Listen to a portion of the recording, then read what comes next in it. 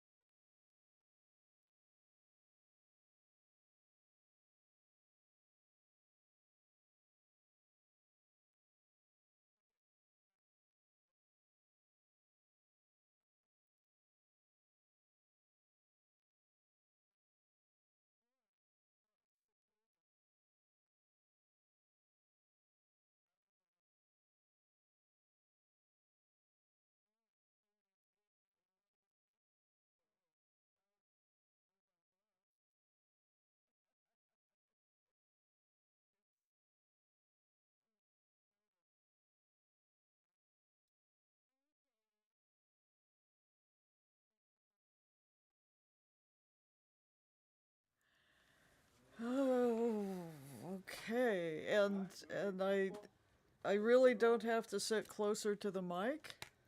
No, we're good. Okay, we're good. that's quite a fancy mic. Then we can start. Okay. All right. So, ladies and gentlemen, thank you for coming out for Kim and Denise. They will tell you what it's all about, besides the hokey pokey. And yeah, so you're on. Okay. Okay. Well, let me introduce the incredible, wonderful Kim Shuck, who doesn't like to be embarrassed by the things we all say about her behind her back. What a great poet she is. Former poet laureate of San Francisco. Interesting person, basket weaver, beater, and bon vivant. A seriously good and committed citizen, and I'm very honored to present to us tonight Kim Shuck. Thank you, Denise. I could go on. Well, when you go first, I get revenge later. So. All right. Highway. Route 66 was the river we all lived with, knowing its habits and fauna, the sacred diners and cafes on its shores, and seasonal overflow. There's a mythology there that blurs between cultures. No Fred Harvey, but it replaced the railroad. Next food, second floor, the big teepee, and sometimes a hawk not quite dead on the blacktop. The one that marked me with a clenching foot, a reflex between French toast, scrambled eggs, and cubed ham, tangy coffee, when I still smoked cigarettes, and Grandpa had a bronze American Leviathan. The whorehound drops jerky moccasins gas, incandescent constellations of towns at night telling their very own stories, unknown to us. So many ghosts along this river that we share, these pinpricks of similarity, these hauntings, this long man, such crime, such home place.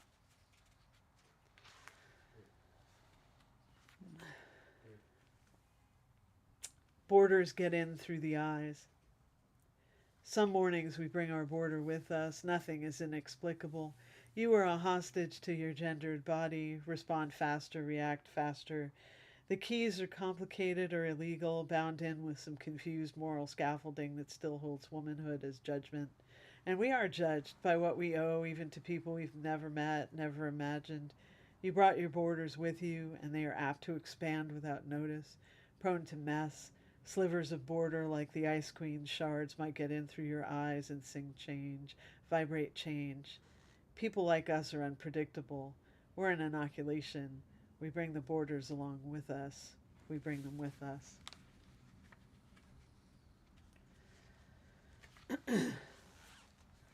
Because part of my agenda for the first part of this is to make you angry, or remind you how angry you are. Parent and child cycle. When the first pain hit, I went up on my toes.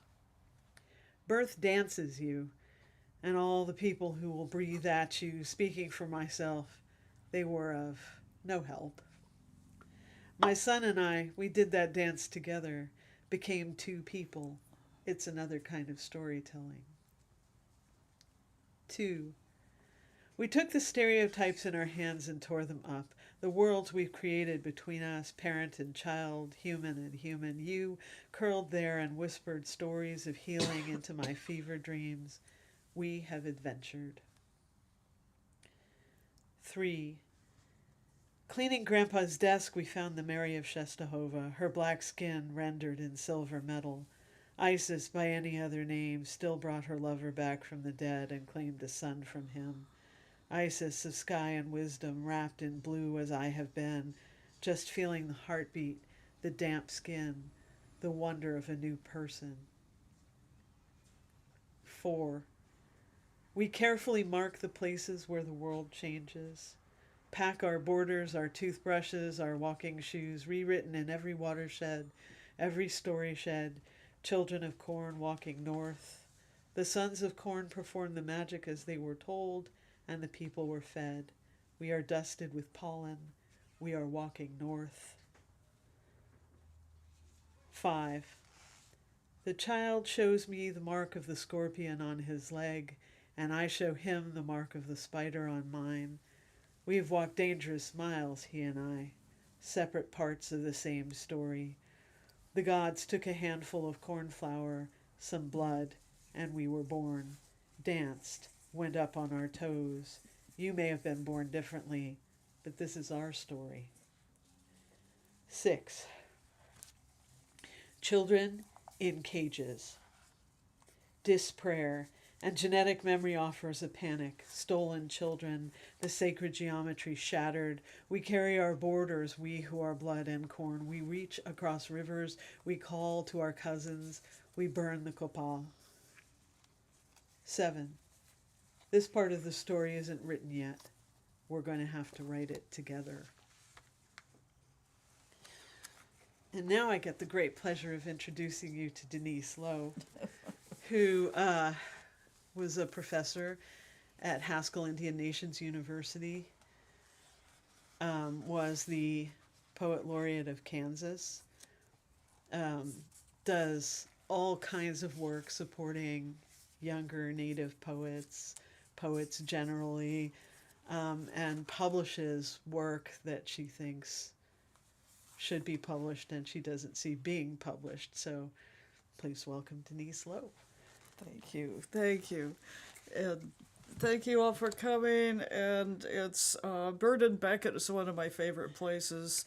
You had me read here once in 2018.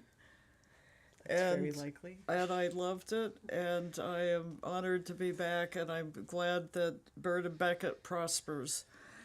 And tonight I am reading a difficult poem about a massacre of Delaware Indian people in Ohio in 1782. And it is part of our history, and I think it's important to uncover these things. I'm working with 18th century documents of this that are written accounts of oral accounts of two boys who were in it and survived. And I'm not going to tell you much more, except I'm going between my own comments and the 18th century documents. And this is called Their Names. First shots at Gnadenhutten, 1782. A mile from town, the renegade militia spot a lone Indian walking, Joseph Shabash. Lieutenant Colonel David Williamson was the highest-ranking officer. They fire shots at Shabash, who falls to the ground with a broken arm. Joseph Vance, an elder in Cross Creek Church, led prayers for those planning murder. Assuming they are mistaking him for someone else, Shabash does not flee. Captain Thomas Rankin was one of the most affluent men. Shabash pleads that he is a local Christian Indian and the son of John Bull from England. Lieutenant John Carpenter, like many, had settled illegally on Indian lands. The whites seize young Shabash and chop into pieces with their tomahawks. San Hindman was one of the most violent. Joseph Shabash cries out between blows and implores them to spare him. Charles Bilderback is the man who struck the final blow.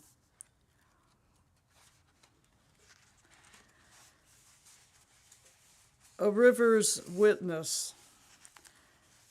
Lenape traders travel the Muskingum in dugouts, purveying salt, furs, shells, and pearls. For centuries, their wooden barges carry full cargoes. Hunters and fighters use quick birch bark canoes. A Delaware elder tells me how missionaries taught writing, how paper treaties stayed safe in a tribal wooden box. During removal west at a river crossing, the boat capsized. The waters took all Lenape records. By the little Muskingum, muddy brown as an elk's eye, the current swallows voices of both killers and victims. Their echoes drown in the snowmelt torrent as the river's thunder rises to heaven. Ink washes into winter's flow and also blood, traces never completely dissolved. Even now, as muscles pearl themselves, colors of dawn glimmering on the river, all passings entangle at once. And one more. Stomp Dance, Wyandotte County, Kansas. The lead man lifts his black hat and calls from the center. I wait for the tail end of the man-woman procession. Lead women are shell shakers. Double-time steps rustle turtle shell rattles tied to the shins. Men sing and sing loud. Women step hard. The inner circle turns sideways to the fire. My grandfather and grandmother lived on Lenape land near this spot. Their footprints remain in this ground. The leader raises his arm for each new song. Men answer. Their breath lifts into wind. I remember Josiah, what he said about tobacco. The headman offers it to fire. I remember the Foley family and their stomp ground near Copan. I remember Cherokees who dance, Redbird Smith's descendants, Croslin and Benny. Shush of shells rustles with song older than the mounds. We dance.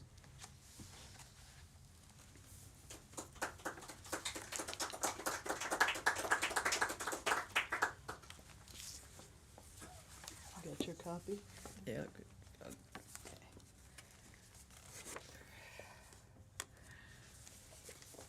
Kim, would you hold the honored book up tonight?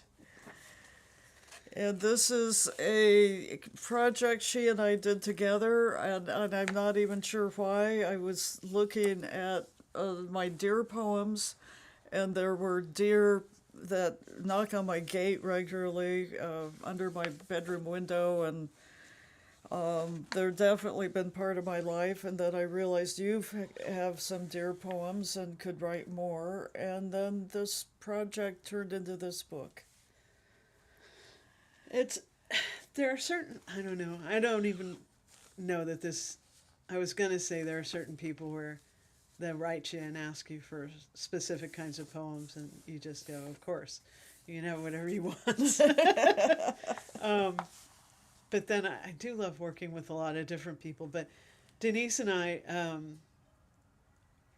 have the kind of relationship where we met and became really close friends immediately. It was instant. Yes. It's the friendship version of love at first sight.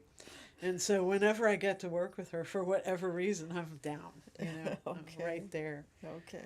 So this is our book.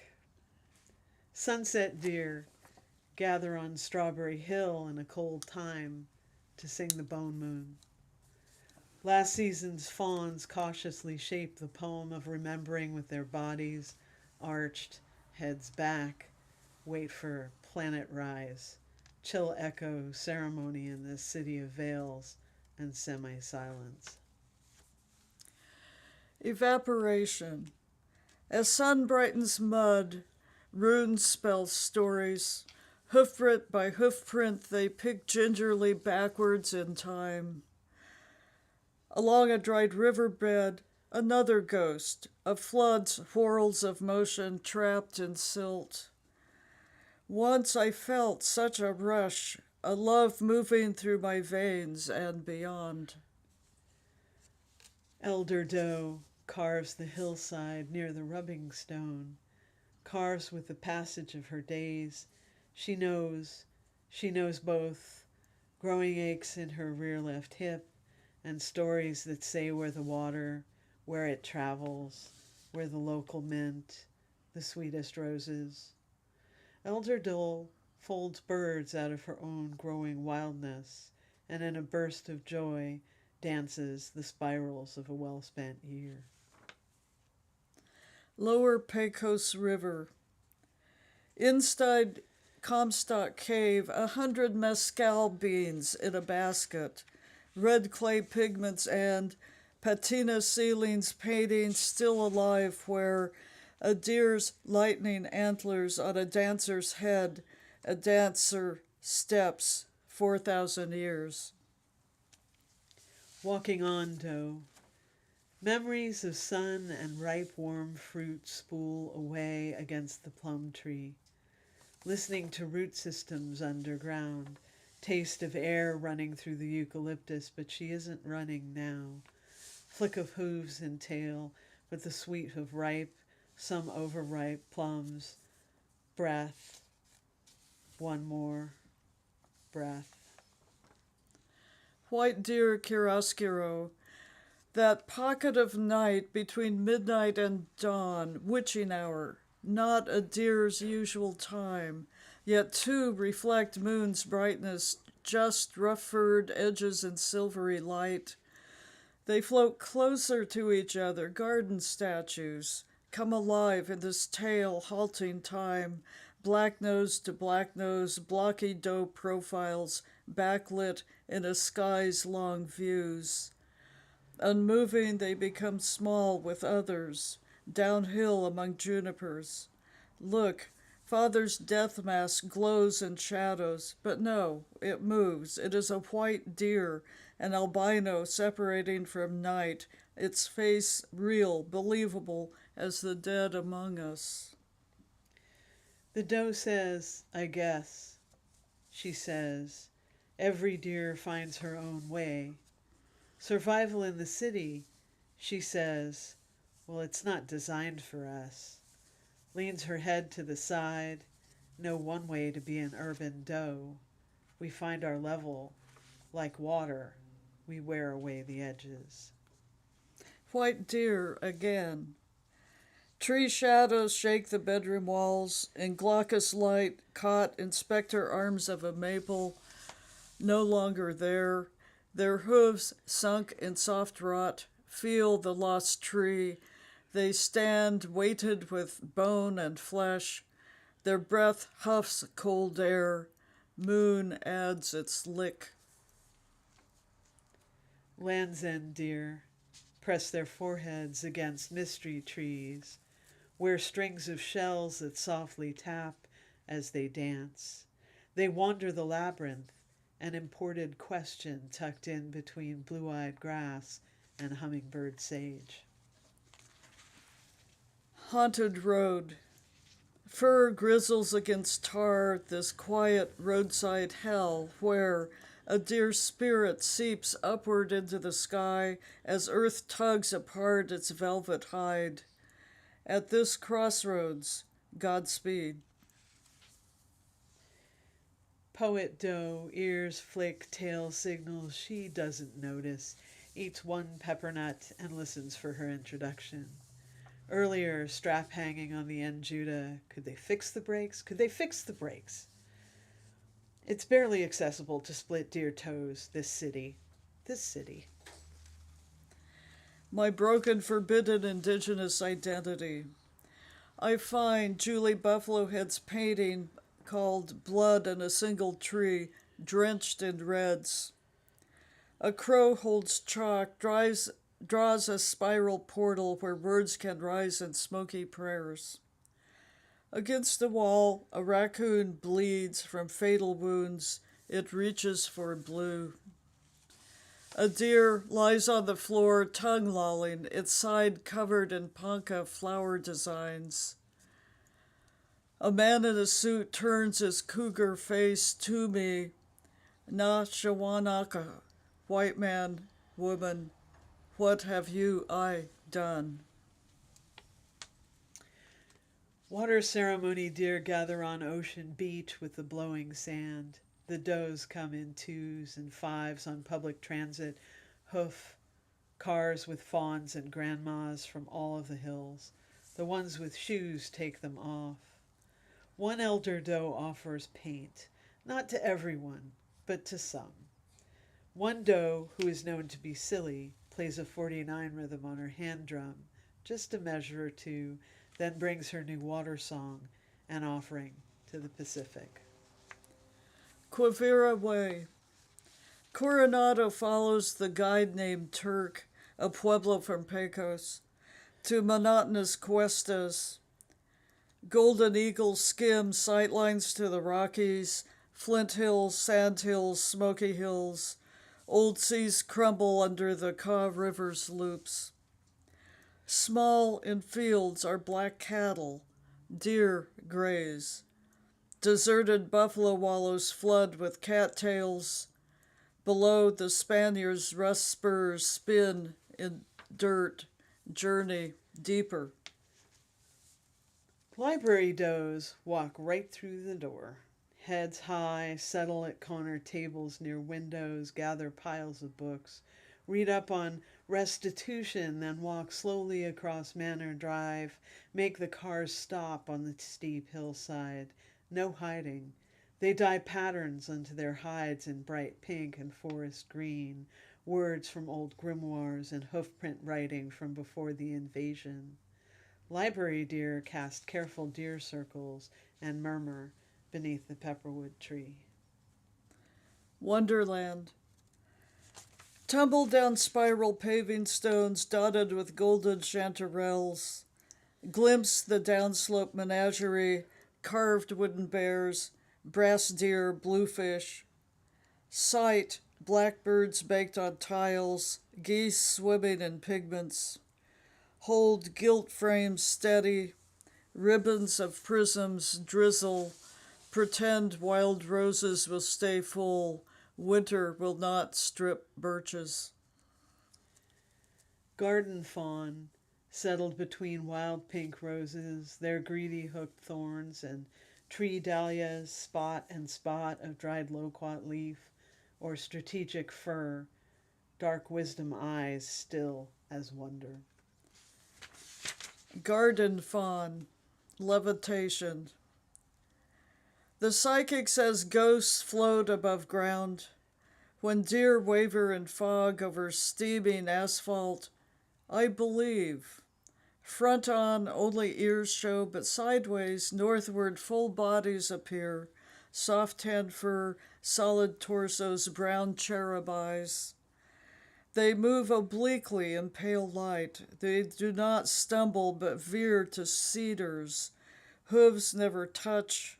As I plod behind them, earthen, lost in gravity and night glum, when silver shimmers, pink roses, glitter mist fills air, and they rise. 4 birthday deer grazing on green mango salad and tofu pad thai on a wild rainy day in late January in full daylight, barely draw a glance from other patrons in the restaurant. No closets for these does, planning the Thursday night protest, the art opening, a strategy for getting out the vote in the next election. They left their masks behind, at least for now, celebrating themselves and each other in community. Springtime. A white-tailed doe, common as a house cat, wends through garden paths. She divides cultivated from wild. Inside the window glass, her shadow moves in my dreams. I rise on a column of whooshing air and fly. Many deer ride soughs of wind, each as unique as an oak leaf, also anonymous. Ingleside deer browse perfect fruit. The greengrocer on Ocean is careful. The generation's trick of dodging coyotes and streetcars, a ceremony between pho and bao. Deer season. In an unmown yard of dry grass, I miss the deer themselves, but instead find tamped outline of their bodies and inhale a gamey aroma.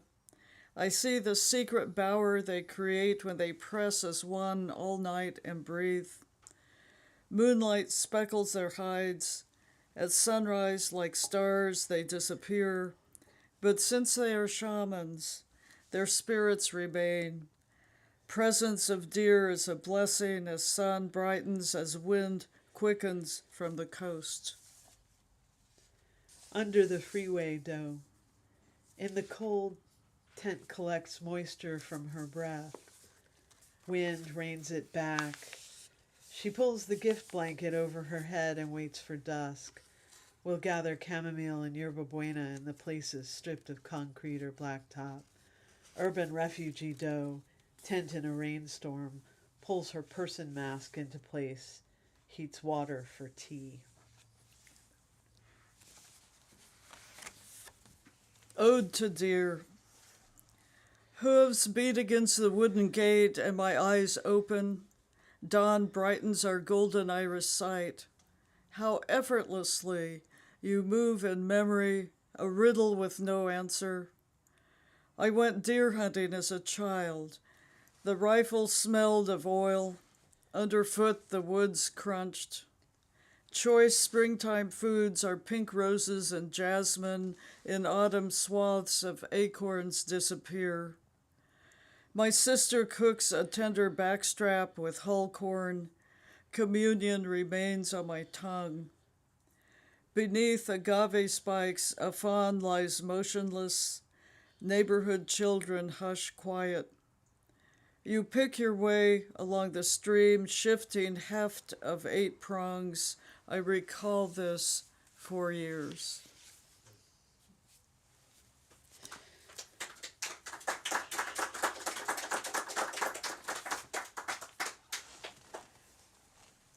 So, why deer? Well, I always am so amazed at your writing, but the thing I enjoyed about this sequence is how supposedly wild animals like deer just integrate themselves into spaces where you don't expect them. I kind of integrated the ones in mine for the most part. And for me, the deer became a symbol because I was doing a talk about beadwork or something at the Academy of Science, and we hit the question and answer period, and somebody asked me if I killed and tanned my own deer hide. I was like, I live in San Francisco. And there was silence for a minute, so I thought I had to expand on that. Not a whole lot of deer walking up Market Street on an average Wednesday afternoon. Like, where would I get a deer? Can I? Yeah. Do I? Not so much. So they kind of became a symbol of not just Deer Woman, who is a traditional story in Cherokee. So I'm going to assume people don't know who Deer Woman is. You know the story. Essentially, deer women show up at dances and steal men and don't bring them back. And so there are all kinds of interesting things that have come out of that. There was a graphic novel with a bunch of contemporary deer woman stories that Lee Francis put together with his thing. And I knew one of the writers in that, but I grew up with some of these stories, you know, and so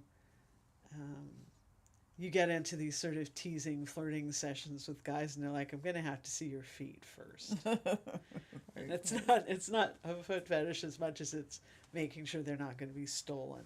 Right. So it's tied up in that, but it's also tied up in these sort of fundamental misunderstandings of what it means to be Indigenous right now, and you know, who we are and maybe what we look like. But, you know, all of those things kind of mixed in together. So it kind of became that sort of symbol for me. You know, but as close as, you know, Berkeley, the deer come out of the hills and take one bite out of every apricot on the tree and eat all your roses. Yeah. I live in Sonoma County, which is, of course, the Wild West around here. But there was a mountain lion next door last night. You told me that. And I mean and it's sort of the neighborhood mountain lion, you know. It shows up every so often, and honestly, I don't go out at night by myself very far into the yard and to make sure, you know, there are coyotes that come up in the backyard Yeah. on occasion. We get coyotes that come up in the Yeah. backyard. So deer are, we have neighborhood herded deer. But what always gets me is how they move. They just seem to float. They don't plod along like we do, even though they have those cloven hooves. And, Sure. Yeah. Had a reading up in Point Arena, and was totally told a wrong thing about how long it would take to get up there. This is Mary Jean and I are driving up one to get to Point Arena, and we hit that piece between Sea Ranch and Wallala, and there were deer by the side of the road, and we stopped and they stopped, and you could just see the buck going, amateurs, just go. Just go. Yeah. There's a certain kind of attitude that deer have. I mean, we've had a couple of interesting ones. Doug and I were driving up north one time, and we ran into a herd of deer just inside the Oregon border who had clearly just denuded somebody's front yard of roses, and we're not concerned about the car at all. And as we passed this one about that close to the window, she looked at me and she had fragments of rose petals all over her face. Okay, a couple more deer stories. And you know, I spent most of my life in Kansas, and the deer are not as smart as California deer. I'm not going to comment on that. There is so much roadkill that the state hires a family to go up and down the turnpike, collect the carcasses, and take them to the prisons to cook for meals. Yeah. Here, I have never seen a dead deer on any road. Oh, we do. And I have seen my neighborhood deer stop and look both directions before they cross the street. Yeah. I mean, seriously, you know. Okay, you know. You could go to Tiburon and see an enormous herd of deer, and they'll just walk in the street and they're like, I'm walking. I'm here. Chill out. Yeah. No, we had one where we were looking for a place to stay in Wyoming because I had reserved a room, but when I went in, they told me there was no room for me. I should have sent Doug in because we would have been able to sleep there. But we're driving around looking for another motel, and we're driving down this road. I'm like, deer. He goes, honey. And I'm like, no, deer. We almost hit a buck and we almost hit a fawn.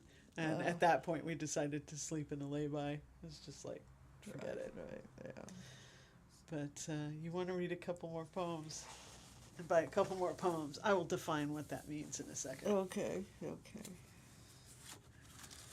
And by that, I mean lots of more poems.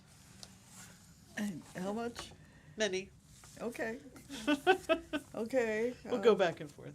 Okay. I'll read the title poem from House of Grace, House of Blood. These white ribs are crossbeams. Prayers are breezes blowing through lungs. Two nests, my knuckles and phalanges, center each grasp, each hunger. Ears are portals for hearing pleas and scriptures, words of possibilities. Eyes are sentries, judging friend or not, and who may be safe in this house. This soft tongue is censor of flavors, singer of memories, an organ of thirst. The heart powers blood through flesh, also anger, the kindling of murder. Scent of mother's milk is the first miracle. The body's red streams turned white and sweet. Okay.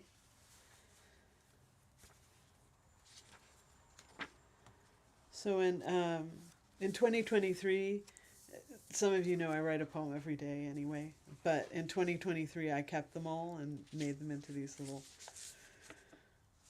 booklets, or actually Doug made them into little booklets. I just have the little booklets. November dance shirt, stitched wildflower petals and seasonal promises. The daily body shock, news, the bombing, the kidnapping, the posturing. Peace is not a scale we should use to measure fuel and water. Fear can be a slow poison, and we know something about forced relocation here if we put our hands up to it. Under a hunting moon, we scavenge bonfire toffee and ginger, a handful of almonds, grated nutmeg, mother's hand, a bombed building we learn to dance in, bitter prayer smoke. A gambler's odds. My Lenape grandfather pulls out a deck of cards and deals. I'm 9. We sit at a table under the window. He lives in rented rooms above the liquor store. Now I see the scene from the outside looking in, slow motion as we play gin rummy and silently count cards. I win a few times, but mostly lose.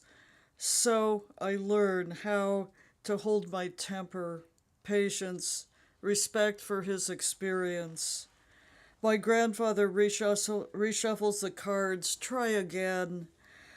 When I cut, he teaches spells. Cut 'em thin, bound to win. The next time, cut 'em thick, beat 'em quick. He tells how he escaped the Union busters, how sometimes he lost, but always he fought on, even at risk of death. He does not talk about his twins, one a stillbirth, the other sickly all her short life, or how he had a good job but lost at gambling.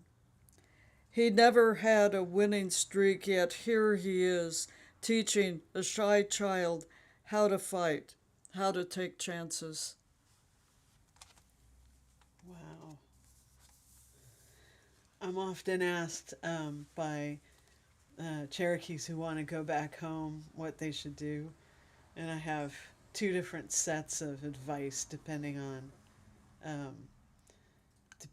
who they are and what they're like. And I've just seen your book, The Turtle's Beating Heart, is right there. Oh, wow. Anyway. Okay. One set of advice is, carry water, cut wood, make yourself useful, and people are way more likely to accept you.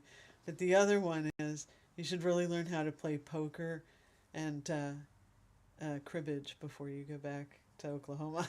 Good advice. It really is. Absolutely. People might know about the poker. They don't always know about the cribbage. No. Season of disqualification. Some remnant exiles, some both dead and alive in a box halfway around the world. Nerveless cohorts with complicated motivations. Some die by inches, and some make hard choices, and some will talk about them. Dogs struggling to please, huntsmen, heart in a box. They're survivors fed on panic, fed on guilt and jealousy, and don't they both translate as fear? A phantom hunger, the news between advertisements for a holiday of overconsume. Trails of my relatives, Ohio to Kansas. A forest trail runs to my twice great-grandparents' farm, their apple orchard, and Lenape settlement on Sugar Creek in Ohio, beyond the reach of militia. When whites arrive, my relatives sell corn and apples, buy land deeds, dress in fitted sewn shirts at census time, mark graves with stones, not crosses. In Kansas, bushwhackers rob homesteads, shovel live coals from the fireplace onto mattresses, setting fire to their cabins. Veterans of the Indian Home Guard and Regiment Delaware Company return to more violence at home, war on children, elders, and women. The abolitionist governor arrives from the Civil War and seizes Lenape cornfields. He destroys the big house, a place of prayers. The governor uses the scrap lumber for a pig pen. Charred spars rise over emptied Delaware lands. He hopes no one will remember the theft. Great-grandfather plants apples for cider, raises corn and hogs. He avoids the rough railroad workers, roughneck oilmen, and local cowboys. Great-grandmother carries a derringer in her pocketbook. She always wears a coat and never enters a church. On her gravestone, they etch a floral beadwork design, no cross. The road to November ends in a locked gate. A pile of the dead, a judgment. There are constant extinctions. The fingers of a left hand can find a rock in the dust of any tragedy, and my rock is always a poem that might become soup. In these times, these extravagances of exquisite, inedible, the curio transformed, the envelope of soup sent to the front. And in this time of wonder, the battle's edge is everywhere, always behind each expensive, complicated sculpture of coffee and despair. The war persists, and my inelegant and workmanlike soup, carefully lettered and suspicious packages, handwriting a scaffold, a confession, a pile of feathers. Seeds. My bloodlines lead back to a day of murders at an old oak hickory forest, nearly erased from history, yet each word spoken since then is a seed of sound tended by grandparents, each syllable a history. Words bring Gnadenhutten to light, its sorrows and villains, its heroes and saints, its houses made from broken trees. A tree, wind-blown seeds, can endure fire, can burst into life. This is not the welcome to the table I was taught. Beak digging into a ripe pear, a prayer. Mary wrote prayers. She worried about war. Some things pretend to be war, and we talk about them like war, but they're disguised. These are the knots I taught myself to tie, particular in number and direction of crossings. This is a special day for the telling of old stories. Beak digging into a ripe apple. Today walks disguised as war, a pile of dead bison, a fish trap, a mass shooting on a river's bank. Fingers pass an imaginary line, digging. The forest, damage. Burned out forests, lightning-struck forests, chopped and cleared forests, axed forests, forest trampled and cannonballed, blighted forest, charred stump forests, old-growth forests logged, harvested forests, bulldozed and toppled forests, strip mine forests, forests replaced by food factories. Taught to walk the world of ghosts were thought to death, thought dead by others and our cousins, careful instructions, careful rubrics for the acceptance until the village boundary is moved again. How can you be and keep breathing? Ever answer, not still enough, I walk strange through these social mazes, sieves that belong to other people elsewhere, bones, salt, abandoned songs, checkout stand books. I am spectacular in my inelegance. Acknowledgement of Lenape lands. In Dawnland through 5 centuries, Lenapes fight Spanish, Swedes, Dutch, English, and United States settlers. Blood-stained roads lead away from New Jersey, escape routes shared by Lenapes and runaway Africans. Blood memory stories mark murders at Dutch Pavonia, at Koshakoten, at Gnadenhutten, where militia killed pacifist Lenape Christians. Blood passes through mothers' red wombs to landless children, my mother, my grandfather, his parents, and theirs. Descendants live in Ramapo Mountains, Appalachians of Pennsylvania and Ohio, Canada, Wisconsin, Indiana, Missouri, Kansas, Oklahoma, Texas, Idaho. Lenape people are alive, hearts beating streams of red blood. All the lands and waters where we continue, I acknowledge. Water claws the stones soft under the coast. Old song, become forest, become swallow. Embroidery pattern, a symbol for home, a memory of escape. We wear our histories in our jeans, on our clothes.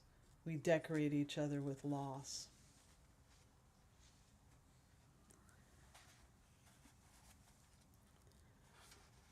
No fairy tale. No ogres live in the Ohio forest. No wicked witches or stepmothers dwell in hidden rock houses. The forest has no Garden of Eden. Plants are gifts, food and medicine. Leaves spell an alphabet, sewn into clothing, strawberries for springtime and love, maple hands for sugar and bounty, grapevines for sky's spirits. Oak's strong wood is flesh for carved guardian beings. Spells of peace are a constant working. The circle we carry with us, a dead child is a phantom limb. A murder, the poem of justification. Chalk dry, a failed incantation, a handful of teeth we find while farming, a handful of resurrection, of parents' prayers, prayers of dead parents, a handful of baleful seeds. There are those who feel the absent hand flexing, reaching for peace, a thing that needs tending, always. Dance. South of here, the stomp dance fire lasts the night. Full-skirted women circle the grounds, their dresses swirl over turtle shells, shin rattles, as men sing melodies older than words.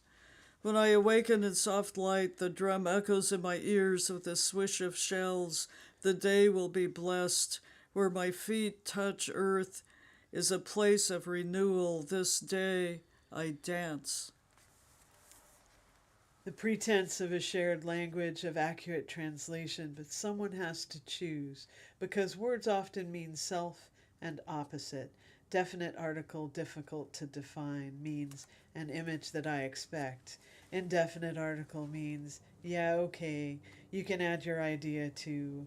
That first sip, that initial velocity, the spin of parents and village and skip rope songs, a child given what they want, a child made to make do, the intention to understand, the need to be understood. Doll dance. In this... Yeah. In the story, a Lenape girl played alone by an oak and made a doll.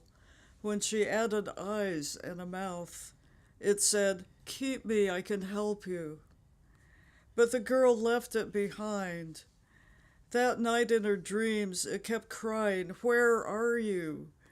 Other orphans wander lost in forests. Hansel and Gretel were abandoned and found a witch's cottage. Hero twins of the Mayans were beheaded in underworld jungles. The girl may have played with husks of the sacred corn before she made the doll, what her grandmother told her never to do. The doll spent a night of no moon, naked under frost-covered leaves.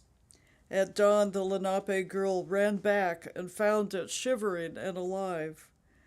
What happened all that long night of endless waiting, of grief so bad it traveled to the dream world? But the story is lucky. The doll was found. The doll said, "Keep me, and your family will always be happy and healthy. Every spring you will sew me a new dress and hold a feast for me." The girl made a red wraparound skirt trimmed in black to honor winter.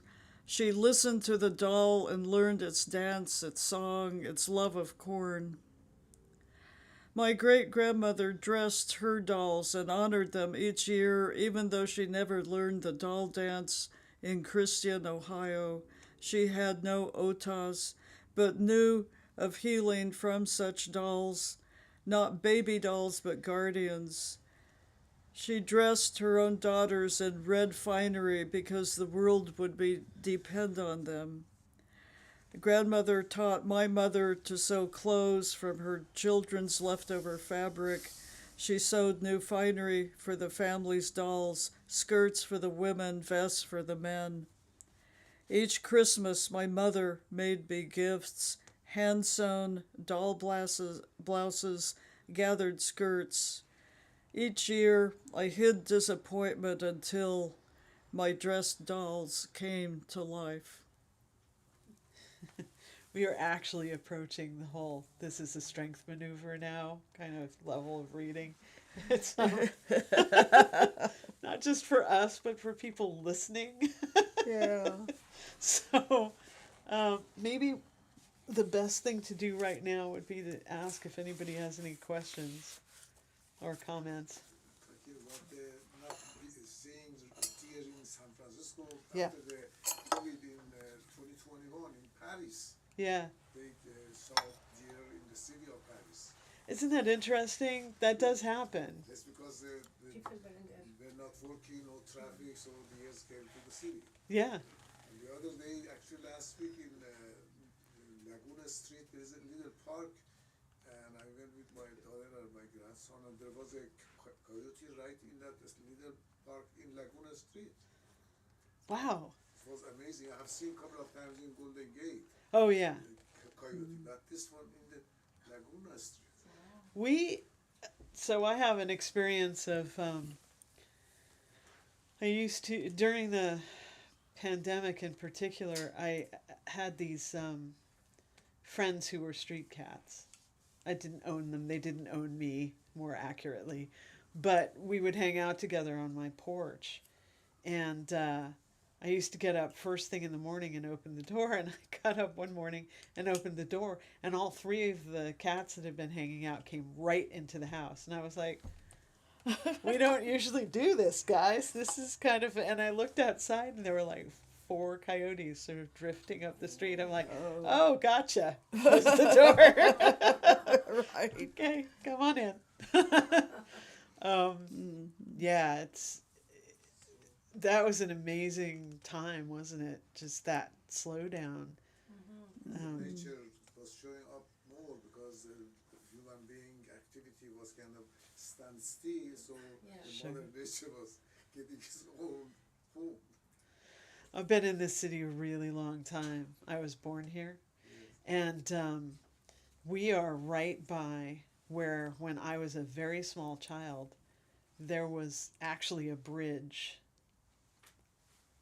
that away for the creek. And they used to have red-legged frogs in the creek. And it's a big imagination piece for me. So I found out when I was doing some research during the pandemic that they had reintroduced the frogs. Now, there was a really specific kind of frog that lived in San Francisco. And, you know, the word extirpated means it's died out here, right? But not everywhere. So they transplanted some from elsewhere, but they were a little different. They didn't quite look the same. 3 generations in, they're starting to look like they did. How's that for a thing? They don't just retake spaces that we're not in, but when they're reintroduced to spaces, they readapt to characteristics that maybe an offshoot of the same thing had. So how are people feeling? Are you still interested and excited about hearing more poetry, or you just want to... There are a couple people nodding. That was definitely a mixed response. Yeah. Yeah. And any questions or other comments? Tell me more about your Lenape history. Pardon me? More Tell me about the more Lenape. your Lenape history. Okay. The first people, among the first people on the Northeast Coast to contact Europeans. And every Lenape elder I've talked to said, we held them for a couple hundred years. And then just the numbers, the disease took a toll. Yeah. But they were Algonquin-speaking people who lived like most of those people in that area up and down the rivers, and wherever they settled thereafter, you'll find them up and down the rivers. And my family was, my grandfather and his parents and his brothers were run out of central Kansas by the Ku Klux Klan. And retreated to the remnant Lenape community in Kansas City, Kansas, and they settled along the river. So there's 3 federally recognized Lenape groups in the United States and 2 in Canada. There's another dozen or so state recognized groups, and then there are just remnant communities all over. But because they traveled a lot, were traders, that it was traditional for them to travel. So Fall Leaf led Zebulon Pike up Pikes Peak. It should be Fall Leaf Peak. And it had a name before that. And before that. And before that. In the Delaware world, it should be Fall Leaf Peak, but no, that's true. And they scouted for the U.S. Army in the Indian Wars of the Great Plains, because they'd been guides, they'd been scouts, and were rolling stones. So that's something about them, maybe. Yeah. Yeah. There's also a group of Lenape who came to Oklahoma with the Cherokee so that for their protection, because it was a bigger group, and bigger group is always better. Yes. And so there's a group of Lenape, and we were talking about this, and I actually suspect that a couple of other tribes came with us, as smaller tribes came with us that were never cataloged as a group and ended up settling with us, because there are definitely some really specific cultural differences within Cherokee that are only really explainable if it's a conglomeration rather than... I think that's true. In Ohio, the communities were refugee camps, and just anybody that could basically speak something Algonquin, like there's a tribe called Esopus that is mentioned in the list of victims of this particular tribe, of this particular Naden-Houghton massacre, who are Esopus from New Jersey. And, who's heard of Esopus is, that's one of the tribes that didn't survive. And so people who are looking for like these pure lineages of your great and on a neat piece of paper, it was survival, and people were thrown together in groups and had to figure out how to get along with each other, even if they were not, and how to adapt and create a new people, actually. I'm always telling young Native people, because this was something that I had to fight to realize myself. If you think about it, we're the descendants of survivors. And we are not less than our ancestors. And so things get difficult, and things get very tight for a while and narrow and hard to make your way through. But there's no reason to believe that we can't do it, because we have that. We carry that knowledge with us. Yeah, I remember one of my favorite stories from Andy Gurdy, who was Cherokee, was that during the Depression, nobody knew there was a depression because life just went on as normal. There was no blip. Everybody around Cherokee country just lived the same way. That's real. I mean, it's like the whole Dust Bowl thing. It's like, wow, it's pretty dark outside today, and apart from that, it has not shifted so measurably. Yeah. Because much of the stuff that survived was the stuff like pokeweed, which we ate. Right. And, you could still, there were things you could still do. I'm not saying it wasn't terrible. I'm just saying it was like not more terrible. Because if you think about the arc from the turn of the century, so the Dawes Act and sorting people around and settling them onto separated land spaces was so foreign a concept to the Cherokee and really everybody in Oklahoma. None of the tribes really did that. Right. And so everybody gets their little plot of land, you stick your name on it, and then it's yours. And now you sort of inherently slightly separated from people that you'd always been much closer to before then. And then you get statehood and people, the land rush. And then you get this wave of murders so that people can adopt Indian kids and get their lands. And then you've got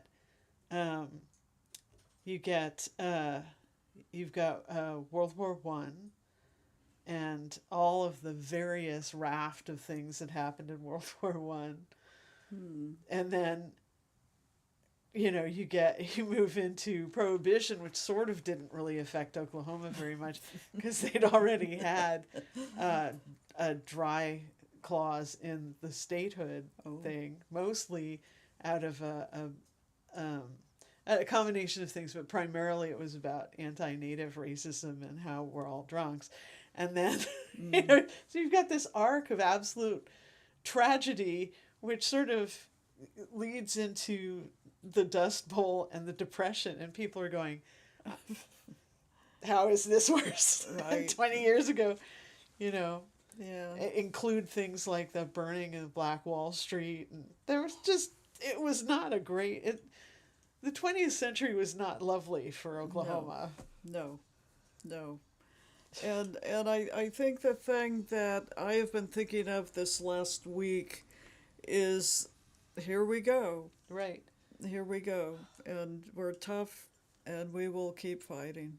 The reality is, we have a little bit of time, but the storm's coming. Gotta nail up some boards, man. Yeah. Is there any effort that the different tribes of native have close relationship together, maybe politically be active in one front together? Is there anything like that happening in the United States or no? Well, here's the problem. So we never had, a lot of places around the world had unifying cultural experiences, right? So you get, for example, there's Christianity, which kind of made Europe more similar to itself in a way that it hadn't been before Christianity. You have, Islam did some of that as well. There are various trade things that happened in other parts of the world that unified culture a little bit more. But on this continent, there were trade routes, but they didn't really unify things as much, and there was no consistent continent-wide colonial power that we had, and there was no religious thing that happened. So the thing that unifies Native Americans is the invasion.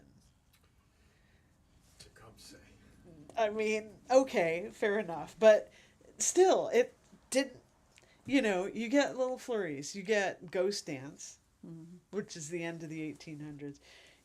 There are things that happen, but nothing really set fire to everybody's imagination. So it hasn't happened. And in fact, there was a lot of tribes got split with relocation and stuff in ways that we're just now overcoming. So the answer is not yet, but, save this space. Because, there are cultural groups where it would make sense to link up. And there are concerns that it would make sense to link up. And I think there's a greater awareness of that happened at the point when the Navajo got sent body bags instead of supplies for COVID.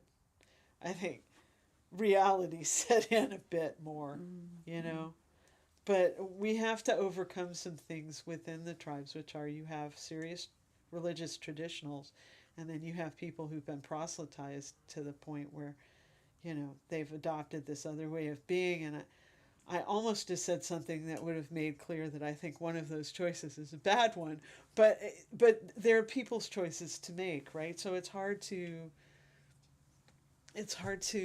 bring it together, but I feel a trend that way. What do you think? I do, and California just passed a law that schools must teach the genocide that resulted from the gold rush in the schools, and they also are enjoined to teach the contributions of Native people in the curriculum, and that's a huge breakthrough because the G word has been used. It has not been glossed over. Where I'm headed next with my writing projects is to research the slavery that Lenapes endured in the Northeast when they lost wars. All the able-bodied adults were sent to the Caribbean to cut cane and die. And that and of course in California there's been slavery and many other places and pockets around the country and South America, and that has been glossed over. That has just been erased, and I think it is important to bring that to people's minds. And California history is so recent. It's not a fingertips distant. Yeah. I mean, when we were talking about that statue in Civic Center, I kept pointing out to people, in the year that statue got put up, a little Native girl was stolen from a school in San Francisco. And because you still couldn't testify as a Native person against a white person in court, she stayed stolen. She was taken and she was never returned because you couldn't get her back. And that's how close that is. It's the end of the 1800s. It's within living memory of people I knew as a child. Mm-hmm. That's how close this history is. And it's remarkable. And the other thing that I have to say at this juncture is that we are more than the bad things that have happened to us. And I think that's coming out too. That's what I mean. Yeah. This story of what cruelty has awful. been done, that's behind. I think at this time it would be better if the tribes could get together and the leaders can have a big role to play in it rather than people. And you were talking about Christianity and Islam. I don't think that the religion is unifying thing, United, just in the European, 70 years ago, they killed 78,000 people in the war were killed by these European people. No, I know, but it does align culture a little bit more. The variety of culture is vast. I mean, it's vast. Because of the land problem, because a confined area, people living together and having the idea of nationality and nationwide. Yeah, which wasn't really a thing, and it kind of still isn't for some people. It's way more complicated here than that. It just really is, and it's not over. I mean, stuff is still being seized. Laws are being changed so that other things can be seized, so that mining and drilling and all kinds of things can happen. So it's not, that's it. The tragedies aren't entirely in the past, but I think it was Joseph Campbell said, if you want to change the world, you change the stories. I may be misquoting, and that might not be who said it, but I think it is. And what we're seeing more now, it's not that we're telling more of our stories, it's that they're getting out farther. Yes. And I mean, I think that's a really hopeful thing too. I can't tell you how many times as a child people in school told me that we were all dead. Right. And then my father would slouch in and they'd go, maybe he's not yet, you know. But it's really complicated. Yeah. Yeah. But the big hopeful thing is that I feel like we're getting to narrate our stories more, that we're getting to